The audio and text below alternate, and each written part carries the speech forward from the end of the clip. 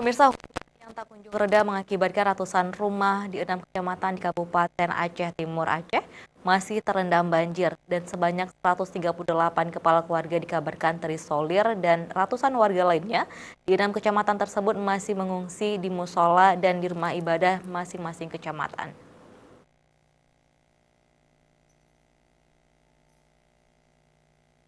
Hujan yang turun terus-menerus membuat 6 kecamatan di Aceh Timur, Aceh masih terendam banjir.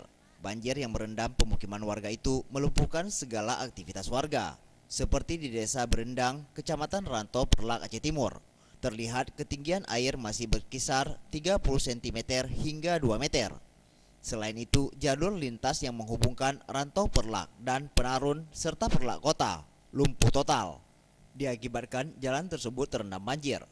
Sementara itu, Anwar, salah satu warga menerangkan, banjir yang melanda desa mereka itu sudah terjadi sejak seminggu terakhir, namun dirinya masih bertahan di rumah karena mengingat banjir akan segera surut.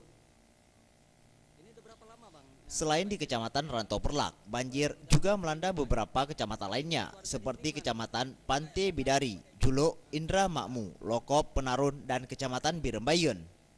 Dikabarkan dari 6 kecamatan tersebut, sebanyak 138 kepala keluarga masih terisolir, dan ratusan warga lainnya masih mengungsi di tempat yang telah disediakan pemerintah setempat. Berdasarkan data Pusdalop Badan Penanggulangan Daerah Aceh Timur, 138 kakak yang masih terisolir yaitu Desa Blangsunong, Kecamatan Pantai Bidari. Pasalnya, ketinggian air di kawasan tersebut masih berkisar 1 hingga 3 meter.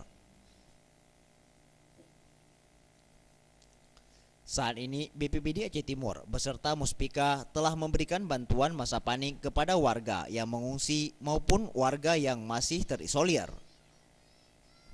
Dari Aceh Timur, Tim Liputan, Aceh TV.